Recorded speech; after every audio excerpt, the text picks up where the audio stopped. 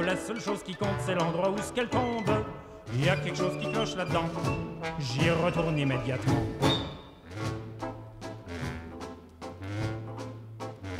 Sachant proche le résultat, tous les grands chefs d'État lui ont rendu visite. Il les reçut et s'excusa de ce que sa cagna était aussi petite. Mais sitôt qu'ils sont tous entrés, il les a enfermés en disant « Soyez sages ».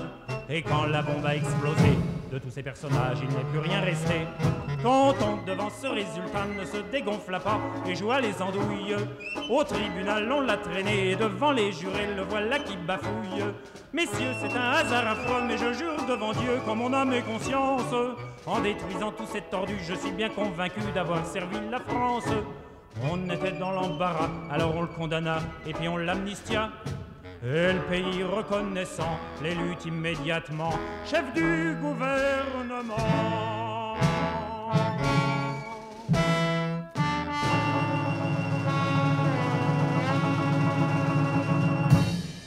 Bonjour à toutes les auditrices et tous les auditeurs de Civis Pacem, l'émission de l'Union pacifiste de France.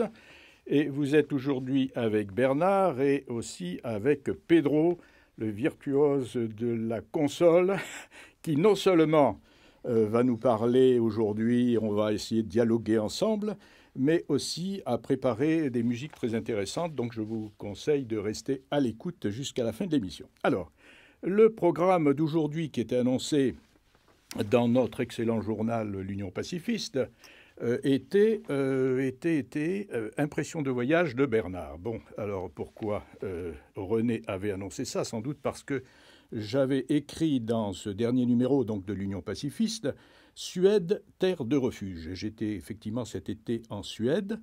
Et ce qui m'a amené à écrire donc ce titre, c'est que j'avais rencontré plusieurs étrangers qui vivent en Suède, et notamment une famille d'Irakiens avec ses 2 enfants, qui m'ont dit tout le bien qu'ils pensaient des Suédois, comment ils avaient été bien reçus en Suède, etc., comment c'était parfait pour l'accueil. Alors, bon, malheureusement, les informations de ces jours-ci nous disent la difficulté des réfugiés pour trouver justement des terres d'accueil. Et il y a eu bien sûr l'Allemagne, et ce sera sans doute la terre, enfin le pays européen qui recevra le plus de réfugiés, mais la Suède aussi est prête à en recevoir, et la façon dont elle les accueille est vraiment pour l'instant un modèle, je peux le dire, en Europe. Alors, j'étais aussi dernièrement à Nice. Ce n'est pas une région qui accueille particulièrement bien les réfugiés, notamment avec son maire qui a eu des déclarations un petit peu mal placées, on pourrait dire, pour être gentil. Et il a arrivé on parlait surtout de l'exode. Alors, ils appellent ça les migrants. Dans Nice ce matin, ils appellent ça les migrants. Et malgré tout, il y avait quand même un titre, La Suède, nouvelle Eldorado. La police danoise a fermé lundi soir une autoroute pour des raisons de sécurité, empêchant du même coup des dizaines de réfugiés, dont des femmes et des enfants, de passer la frontière avec la Suède, où les conditions d'accueil des demandeurs d'asile sont plus généreuses. Alors, donc, ça confirme tout ça. Et puis, je suis aussi allé voir là-bas une excellente exposition d'une réfugiée juive allemande qui s'était réfugiée à Villefranche-sur-Mer, à côté de Nice, au moment de la guerre. Elle a été accueillie par une Américaine là-bas. Elle a écrit dessiné un journal qui représente à peu près 1500 dessins. C'est comme une bande dessinée de sa vie. Et tout ça a été donné dans un musée d'Amsterdam, mais exposé déjà au Centre Georges Pompidou, exposé en ce moment à Villefranche-sur-Mer, et ensuite ce sera exposé aux États-Unis, au Japon, en Norvège, etc. Voilà. Bon, alors ça, c'était pour Bernard en voyage. Maintenant, on va parler de ce qui se passe malheureusement encore aujourd'hui avec les réfugiés. Alors, on va écouter d'abord, quand on ouvre la radio le matin, ou quand on regarde la télé, on est submergé déjà par des reportages assez effrayants.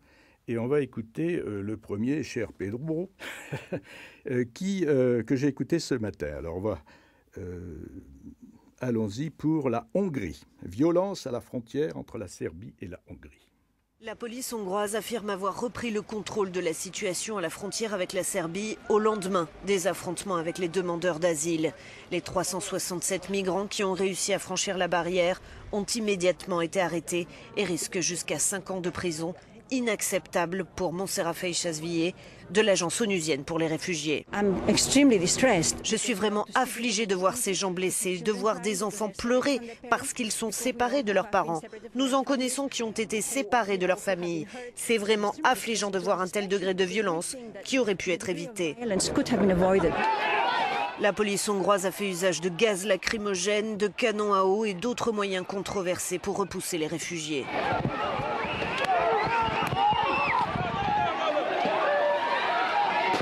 Face à cette violence, les migrants sont de plus en plus nombreux à opter pour une autre voie afin de se rendre dans l'Union européenne.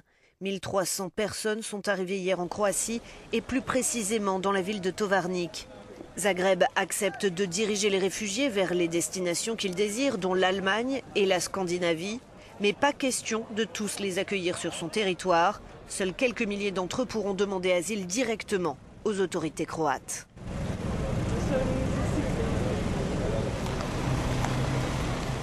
Ce que l'on entend concernant la Hongrie, et puis tout de suite après, à la radio, on entend que 800 migrants sont évacués de 2 camps ce matin, 800 migrants. Alors là, ça se passe à Paris, et il y avait un campement, on peut appeler ça comme ça, proche de la gare d'Austerlitz, et puis un autre aussi, alors sur le parvis de la mairie du 18e arrondissement, que j'avais déjà vu il y a au moins 2 mois. Et tout à coup, alors là, ça s'est passé avec beaucoup moins de violence, paraît-il. Mais on a promis à ces personnes de les héberger pendant 1 mois. Alors, ceux qu'on avait évacués de la chapelle, on leur avait promis pas mal de choses, et puis finalement, ça s'est résumé à 1 jour, 2 jours, 3 jours, et puis ensuite, ils sont revenus. Donc, voilà. Alors, c'est un peu honteux maintenant dans Paris. Jusqu'à présent, on n'y faisait pas attention, personne ne s'en occupait, mais enfin, aujourd'hui, on semble, quand les politiques veulent le faire, ils le peuvent. Alors, on a parlé là de milliers de réfugiés. Il faut tout relativiser, bien sûr. Il y a, bien sûr, quelques milliers de réfugiés qui arrivent actuellement en Europe, mais ils étaient allés auparavant au Liban, il y en avait alors là presque 1 million. Ils sont allés en Jordanie, ils sont allés ailleurs. Et puis, il y a eu quand même cette émotion provoquée par les morts en Méditerranée. Alors, je renvoie à un article de septembre qui est paru dans Le Monde diplomatique d'une personne dont on a déjà parlé dans cette émission, qui est l'ancienne ministre de la Culture du Mali, qui s'appelle Aminata Traoré. Et cette personne donc a fait en dernière page du Monde diplomatique un article qui s'appelle « Migrants perdus en mer, ce sont nos enfants ». Et je signale que Aminata Traoré a été une des seules personnalités maliennes à dénoncer l'intervention militaire des Français au Mali, contrairement à beaucoup d'autres Maliens qui applaudissaient. Bon, alors maintenant, elle écrit notamment dans Le Monde diplomatique alors elle fait comme une lettre à une de ses sœurs, justement, qui a vu partir son fils et dont elle n'a plus de nouvelles. Alors elle lui dit « 200 de tes concitoyens et presque autant des miens figurent parmi les 800 morts du naufrage du 18 avril 2015 au large de la Sicile. Nombreux sont ceux dont on ne parle déjà plus, ceux dont on ne parlera jamais, enfouis dans ces fosses communes que sont devenues le désert du Sahara et la Méditerranée. » Alors, elle poursuit l'article en disant « Des milliers de kilomètres de murs sont en train d'être érigés pour séparer les peuples en les dressant les uns contre les autres, alors qu'ils seraient capables d'empathie, de fraternité, de solidarité véritable s'ils se savaient broyer par le même rouleau compresseur. Mais aux blessés européens du capitalisme mondialisé et financiarisé, ceux qui jouent sur les peurs laissent entendre que l'Afrique a été aidée en vain. Le paysage politique européen en est aujourd'hui transformé. Les extrêmes droites qui s'enracinent dans ce terreau progressent et défient les autres formations. Les droites et comblent de l'horreur une partie de la gauche qui ne veut pas se laisser distancer dans la surenchère sur la protection des Européens contre les barbares, entre guillemets. occulte le pillage des richesses du continent, les ingérences et les guerres de convoitise. Alors voilà donc ce qu'écrit Aminata Traoré dans Le Monde diplomatique du mois de septembre. Et là, je voudrais vous faire entendre un reportage qui a été diffusé sur France 3 le 14 septembre 2015, donc c'est assez récent, avec deux journalistes qui ont décidé de prendre la mer dans une chaloupe en Turquie qui rejoint la Grèce. Alors, c'est assez risqué. Il y a quand même des journalistes qui font leur travail pour informer, sensibiliser les populations européennes notamment. Et là, on va peut-être écouter ce reportage qui est un petit peu long, il fait à peu près 7 minutes. Mais enfin, je pense que ça vaut la peine. On n'aura pas les images, bien sûr, à la radio, mais je pense que le son est suffisamment évocateur. Alors, Pedro, si tu veux bien nous envoyer le reportage, je te remercie. Une chaloupe de paquebot. C'est sur cette embarcation que nous ont fait monter les passeurs. Nous avons embarqué il y a environ maintenant une dizaine de minutes et nous longeons depuis les côtes turques vers une destination inconnue où il va probablement falloir charger plusieurs dizaines de migrants. Et les passeurs, pour le moment, nous demandent de rester bien cachés à l'intérieur du bateau afin de ne pas nous faire repérer. Le signal vient de leur être donné. En file indienne, des dizaines de réfugiés syriens et irakiens descendent vers la mer.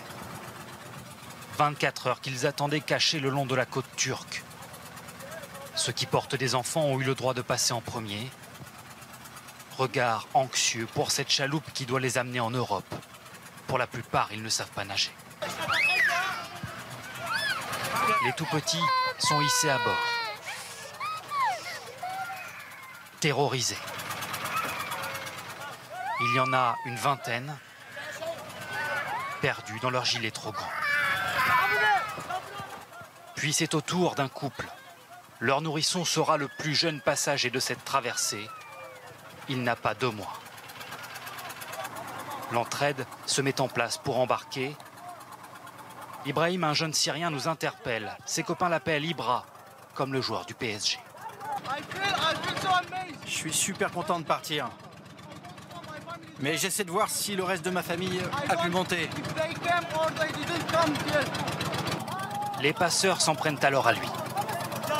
Viens pousser avec nous! Viens pousser le bateau! Le bateau est bloqué sur le rivage. Ils ont besoin de bras supplémentaires. Une arme est alors exhibée pour convaincre les derniers réticents. Certains se portent volontaires. Et le bateau finit par bouger. Un simple passager est alors désigné capitaine par un passeur qui lui montre comment tenir la barre avant de s'éclipser. Il rejoint la rive, où les trafiquants se congratulent entre eux. Pendant qu'un Irakien se débat dans son gilet de sauvetage. Sa femme et sa fille sont montées. Il réussira à les rejoindre au prix d'un effort désespéré. Nous voici en route pour l'île de Lesbos en Grèce, 10 km de traversée. Un homme en appelle à Dieu pour le protéger, lui et sa famille. Les nerfs lâchent, la Grèce lui paraît encore loin.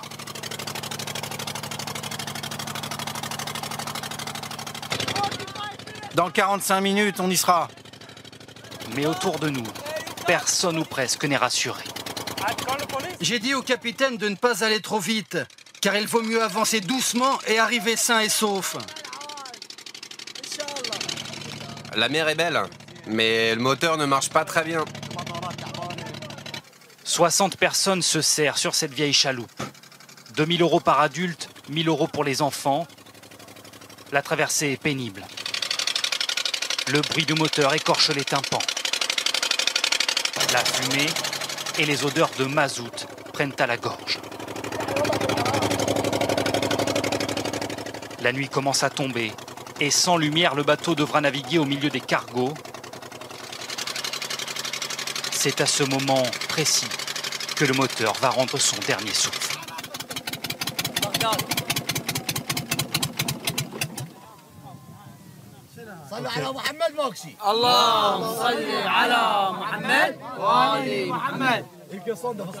D'abord une prière pour se rassurer, puis l'incompréhension chez les passagers.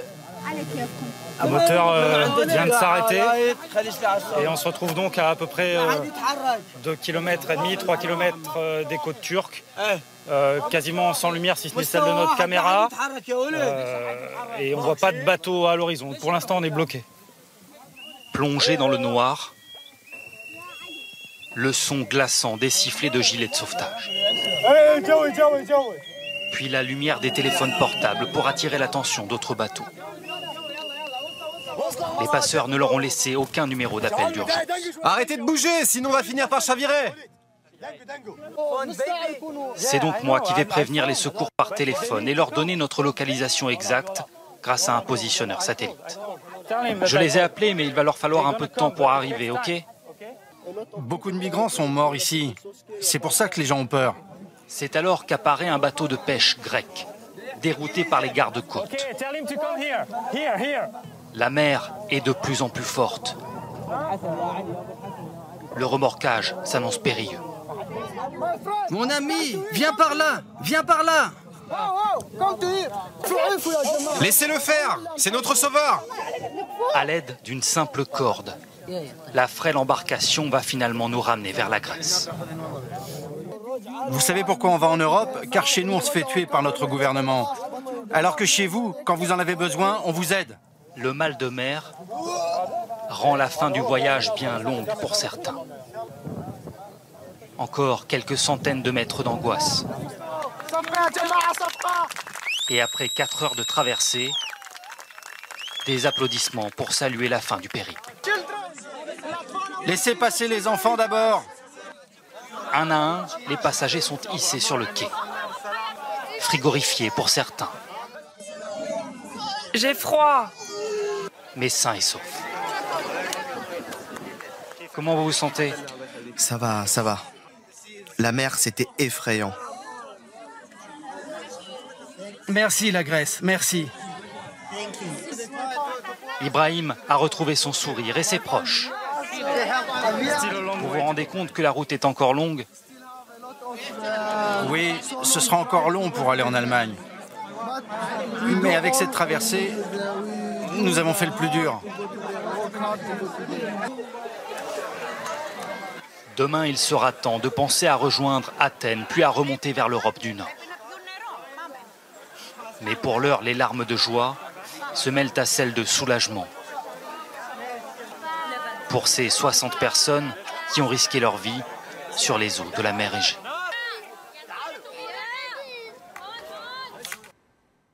Vous êtes à l'écoute de l'émission Civis Pacem et nous venons d'entendre un reportage de France 24. Un reportage qui est très bien fait, je pense que vous l'avez apprécié sur le son, mais qui malheureusement se renouvelle, qu'on revoit très souvent, ces images de personnes désespérées. Et une image bien sûr qui a fait le tour, qui a mobilisé les gens, qui les a impressionnés, c'est l'image du petit Ivan, ce garçon kurde retrouvé sur le rivage de la Turquie. Cette image qui a commencé à circuler sur les réseaux sociaux, ensuite dans les journaux d'Europe et puis à l'intérieur de certains journaux en France. Alors, d'ailleurs, on peut lire dans le Canard enchaîné de cette semaine que moins de 15 jours, alors d'après l'article de Eric Amtaz, moins de 15 jours après avoir fait le tour du monde, la photo d'Elan, le petit garçon kurde mort noyé sur une plage de Turquie, est déjà floue. Une image chasse l'autre et la sienne a été zappée par de nombreux autres clichés. Ceux, par exemple, de policiers hongrois dont nous avons entendu tout à l'heure un peu comment ils se comportaient, installant des barbelés enrichis de lames de rasoir à la frontière de leur pays, qui, avant d'ériger un mur anti-réfugiés, se réjouissaient encore, voilà pas si longtemps, que celui de Berlin soit tombé. Parce qu'on sait très bien combien il y a eu de réfugiés hongrois dans les pays voisins, et notamment en Autriche, lorsqu'ils ont fui devant les chars de l'armée soviétique. Alors, ce n'est pas toujours, effectivement, les pays qui ont connu le maximum d'immigration, d'émigration, on peut dire, qui reçoivent le mieux actuellement les réfugiés. D'abord, on a entendu aussi que ces réfugiés, je voudrais le souligner, faisaient une prière, que c'était des musulmans. Tout le monde croit d'ailleurs, surtout les Hongrois, que ce sont des musulmans. Mais connaissant un petit peu la Syrie et la région d'Alep, je peux témoigner que cette région est à majorité chrétienne et que, disons, on sait d'ailleurs que cette région d'Alep, qui était extrêmement prospère, avec des commerçants très influents, sont actuellement en route aussi vers l'Europe. Alors, naturellement, les pays réagissent de façon différente. Et puis, nous avons des pays, on a parlé de la Suède, on a parlé de l'Autriche, on a parlé de l'Allemagne. Et puis alors en France, écoutez, notre gouvernement fait de gros efforts en disant qu'il va recevoir 24 000, vous vous rendez compte, 24 000 réfugiés sur 2 ans. Alors ça paraît énorme comme ça, mais enfin c'est rien du tout. Et en plus, en donnant une petite aumône de 100 € par réfugié pour les communes qui veulent bien les accueillir. Alors, une autre solution très caractéristique de la France, allons-y avec les armes et puis on va aller bombarder, après avoir bombardé l'Irak, on va aller bombarder la Syrie, c'est-à-dire qu'on va rajouter de la guerre à la guerre, on va faire de nouvelles victimes et naturellement, tout le monde semble approuver cette politique guerrière, une fois de plus, de la France. Enfin, heureusement quand même qu'il y a quelques personnalités politiques qui ne sont pas tout à fait d'accord. Et il y en a une quand même que je voudrais féliciter parce qu'elle est une des seules qu'on ait entendues et qui a pris des positions dès le départ. C'est Emmanuelle Causse, donc qui est la responsable des Europe Écologie Les Verts. Alors il y a bien aussi quelques socialistes quand même, il ne faut pas les enfoncer complètement. On a entendu des réactions de Marie-Noëlle Lienemann, mais enfin, ils sont bien rares. Alors, Emmanuelle Causse, on va écouter un peu ses réactions.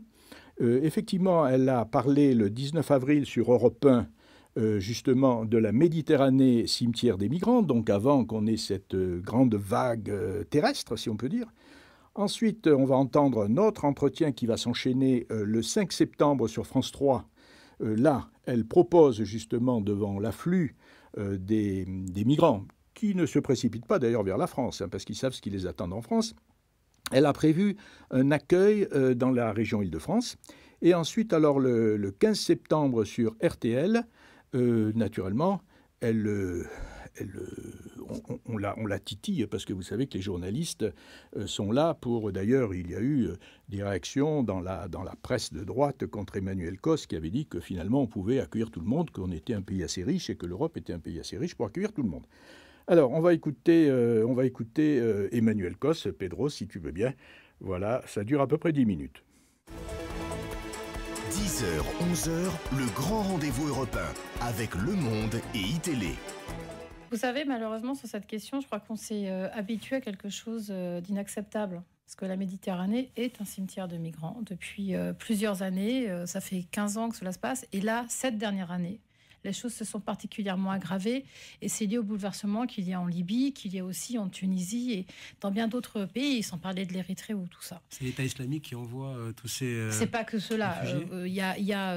Vous savez, le sort des migrants en Libye, et ça, c'était déjà le cas sous Kadhafi, est absolument dramatique. Et aujourd'hui, on a des tas de personnes, y compris qui viennent de Somalie, qui remontent parce qu'elles vivent des conditions déplorables et qu'elles jouent leur survie.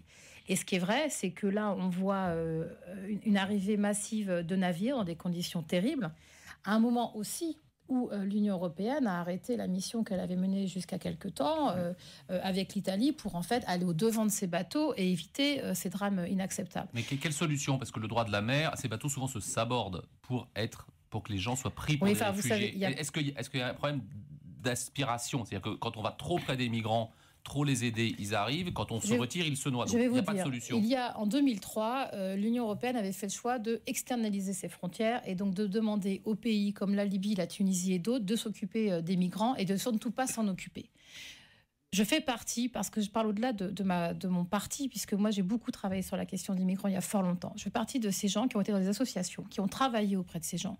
Et je peux vous dire que notre problème, c'est qu'aujourd'hui l'Union européenne, qui a quand même des moyens, des capacités, non pas à accueillir tous les migrants, mais d'une part à les accueillir et aussi à travailler avec ces pays. Parce que la question est la survie économique dans ces pays. Moi, je serais aujourd'hui somalienne, je pense que comme tant d'autres, pour ne pas crever de faim, j'émigrais.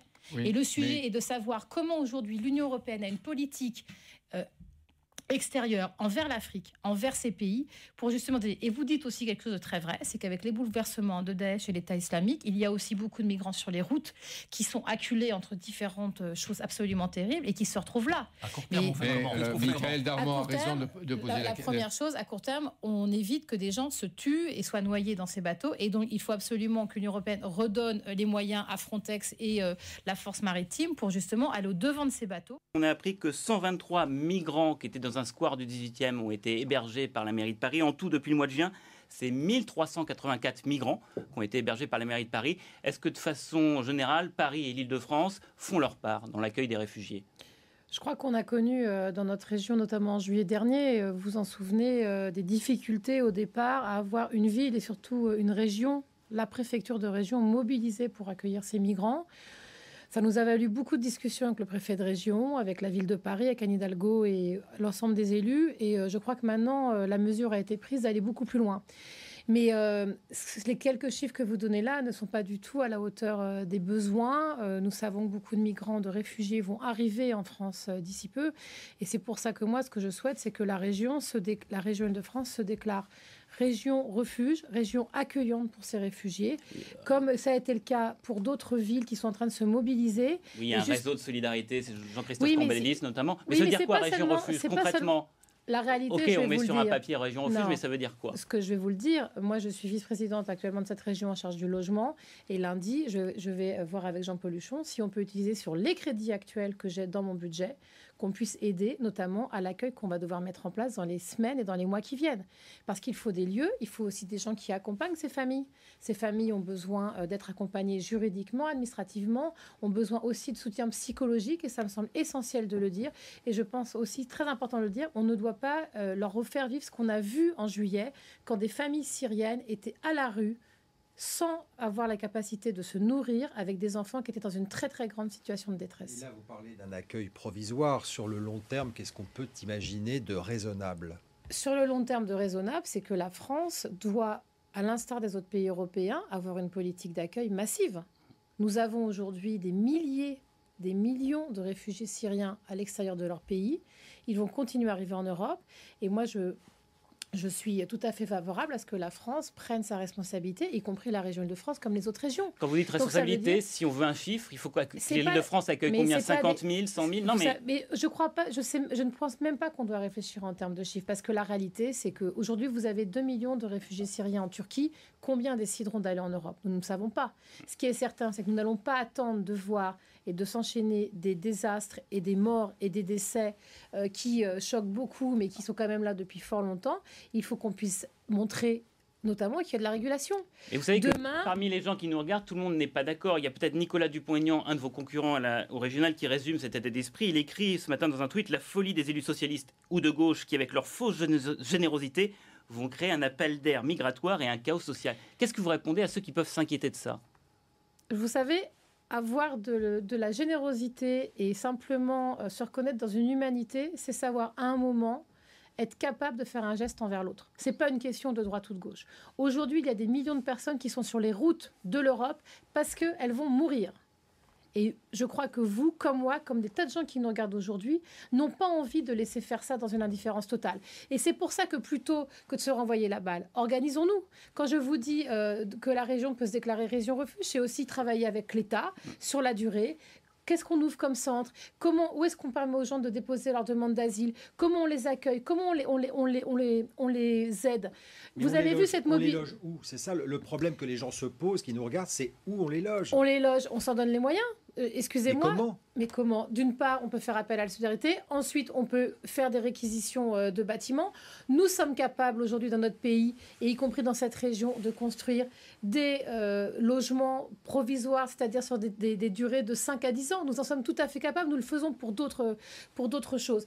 À moment exceptionnel, à crise exceptionnelle, moyens exceptionnels, nous sommes le 6e pays en termes de puissance économique mondiale. Notre responsabilité, c'est de ne pas laisser cette humanité en totale déshérence. On voit qu'il y a peut-être un retournement de l'opinion suite à la photo de ce petit garçon mort sur le sable. On voit qu'il y a de plus en plus d'initiatives personnelles et notamment un site internet que coordonne par exemple le conseiller régional Europe Écologie Julien Bayou, qui demande aux particuliers de se signaler pour accueillir les réfugiés. Vous encouragez cette pratique où vous dites attention, c'est une responsabilité quand même d'accueillir quelqu'un chez soi sur du long terme, comme disait Jean-Noël, parce que... Moi, j'encourage tout, c'est-à-dire que je pense que nous, en tant que politique, on doit aujourd'hui organiser, réguler et donc travailler avec l'État. Il y a aussi des mobilisations citoyennes très fortes.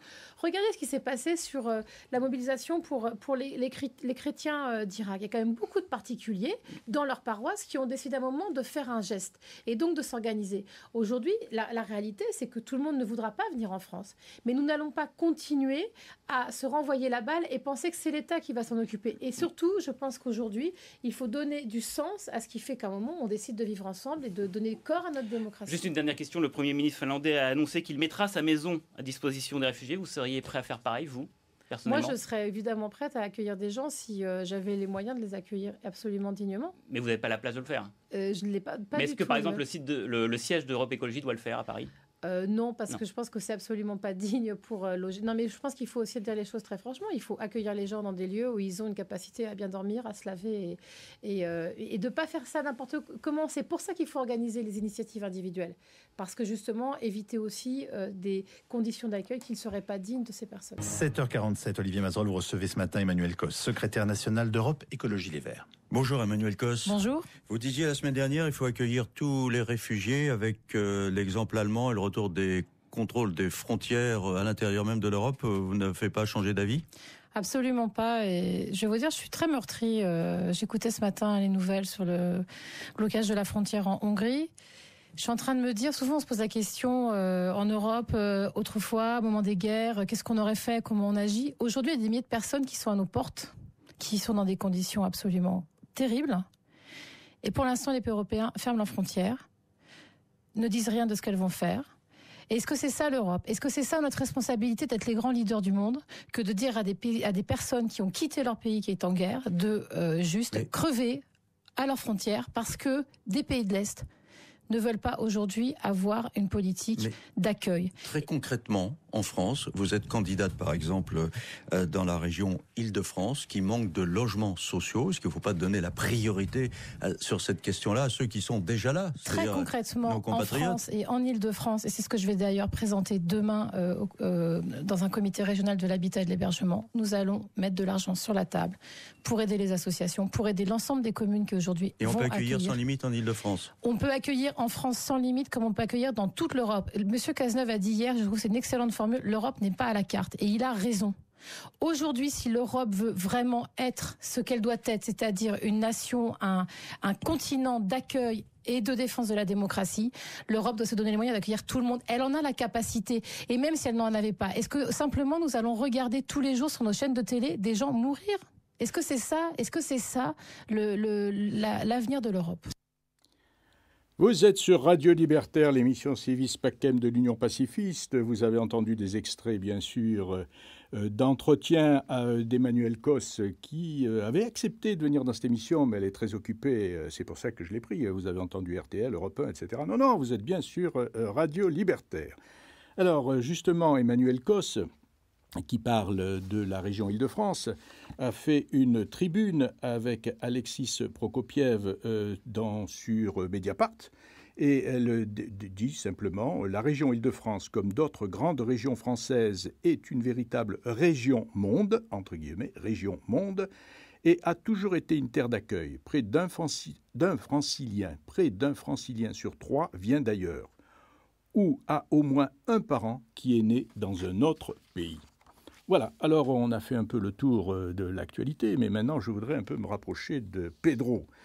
Pedro, qui est derrière la console, mais qui va nous raconter un petit peu comment ça se passe. On connaît cette immigration portugaise qui a été très importante après la Première Guerre mondiale, et puis après la Deuxième Guerre mondiale, et puis après lorsqu'il y a eu la dictature de Salazar, et notamment toutes ces guerres coloniales qui ont fait fuir beaucoup de personnes dans plusieurs pays, mais un peu moins vers le Brésil, beaucoup plus après vers la France. Et il y a eu, à une certaine époque, presque 1 million de Portugais présents en France. Alors, Hugo, tu m'avais envoyé un petit message en me disant que M. Hugo dos Santos, le président de l'association Mémoire Vive, association qui travaille sur l'immigration portugaise, et qui a d'ailleurs avait invité l'Union pacifiste à un colloque, était prête à nous parler. Alors, d'abord, une première question, Hugo. Qu'est-ce que c'est que cette association Mémoire Vive? Depuis combien de temps elle existe? Et puis, quel est son objet? Qu'est-ce qui s'y fait? À toi, Pedro. Est-ce que oui, tu as entendu ma question? Parce qu'on est part et d'autre de la vitre, mais comme tu fais la console en même temps... on avait Hugo là au téléphone, qui nous parlait. Il faut lui demander le 15 octobre quand il viendra, parce que c'est lui qui est le président de l'association. Moi, je ne fais pas partie de l'association, même si je côtoie bien les membres de l'association. Eux, ils raconteront bien comment... Et alors, comment tu as connu, toi, cette association Mémoire Vive? Tu l'as connue comment, l'association? Alors, comment j'ai connu Mémoire Vive? Justement, par la communauté portugaise, des amis. Souvent, il y avait des projections des films, il y avait des débats qui étaient organisés par cette association. Et moi, comme ça m'intéressait en tant que migrant aussi portugais, je me suis dit, bon, j'aimerais bien savoir qu'est-ce qu'ils font autour de l'immigration portugaise. Et c'est comme ça que je les ai rencontrés. Et de là, l'idée que j'ai proposée après à l'Union pacifiste de les inviter, faire une émission ici. Parce qu'aussi, eux, ils nous ont invités déjà à venir dans un colloque qu'ils ont fait au 25 avril. Le 24 avril, ils ont organisé un week-end d'hommage aux déserteurs portugais. Parce que, si tu veux, on fête cette année les 40 ans de la décolonisation de certains pays, anciennes colonies portugaises, comme Angola, par exemple. Mozambique, Guinée-Bissau, c'était des pays qui étaient colonisés par les Portugais et dont on sait très bien qu'il y a eu une grande vague d'immigration aux années 60, dont 1 sur 10 migrants était un déserteur ou un réfractaire à la guerre. Et ça veut dire que si beaucoup de gens s'échappaient à la dictature de Salazar par des raisons économiques, il y avait la question de la guerre qui était très importante. Et qui, comme je disais, 1 sur 10, ça veut dire 10% de la migration portugaise était basée sur des déserteurs et réfractaires qui, en France, aussi essaient de s'organiser et de faire un peu de militantisme, essayer de dire aux gens, voilà, la guerre, c'est pas bon, on est contre la guerre coloniale, c'est une guerre injuste, les peuples ont le droit d'avoir leur indépendance là-bas, et aussi parce qu'ils s'opposaient au fascisme du régime de Salazar, directement aussi. Voilà. Et alors, comment ils étaient... D'abord, peut-être, comment ils faisaient pour quitter le Portugal? Est-ce que c'était facile de quitter le Portugal, d'une part? Et d'autre part, est-ce qu'ils étaient bien reçus en France? Est-ce qu'ils pouvaient faire leur propagande sans trop de difficultés? Alors non, ce n'était pas évident. Déjà parce que le régime de Salazar, même si, pour ceux qui ne connaissent pas, c'est un régime assez proche du régime de Franco, italien ou espagnol. Le fascisme, oui. Voilà, c'est un régime nationaliste, quoi. Oui. Dictature de 48 ans. C'est celle qui a resté le plus longtemps en Europe au pouvoir, 48 ans. Et voilà, il pouvait pas, c'était illégal. Migrer, c'était pas quelque chose de légal. La frontière avec l'Espagne, elle n'était pas ouverte. Et même l'Espagne, c'était un régime aussi nationaliste, fasciste avec Franco. Alors les Portugais, comme les Espagnols, ils devraient le pays le plus proche, à pied, parce que bon, avec des bateaux, ça serait un peu compliqué. Sinon, ils allaient se noyer comme dans la Méditerranée, comme on va maintenant avec les peuples syriens.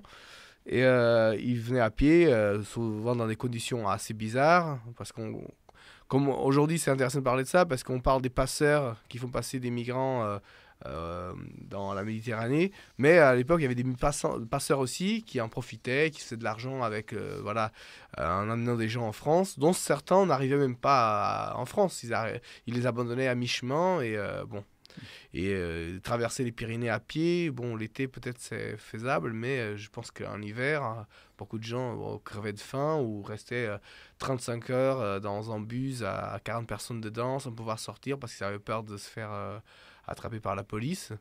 Et en France, concernant, une fois arrivés, les déserteurs, ici qui avaient une conscience politique et qui voulaient mener un peu une lutte contre le régime là-bas à la distance, aussi ils étaient contrôlés par la police.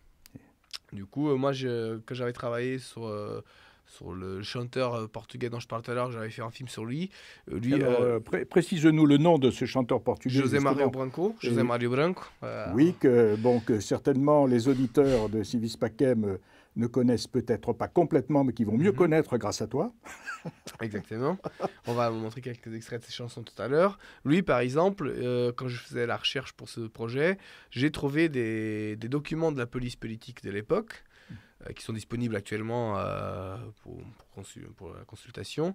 Des journaux en France où on avait par exemple écrit Le chant de déserteur. José Mario Branco apparaissait comme c'est un journal militant français qui montrait ce chanteur portugais et voilà, la police avait récupéré ce journal-là, l'avait archivé et contrôlait tout ce qui était fait ici.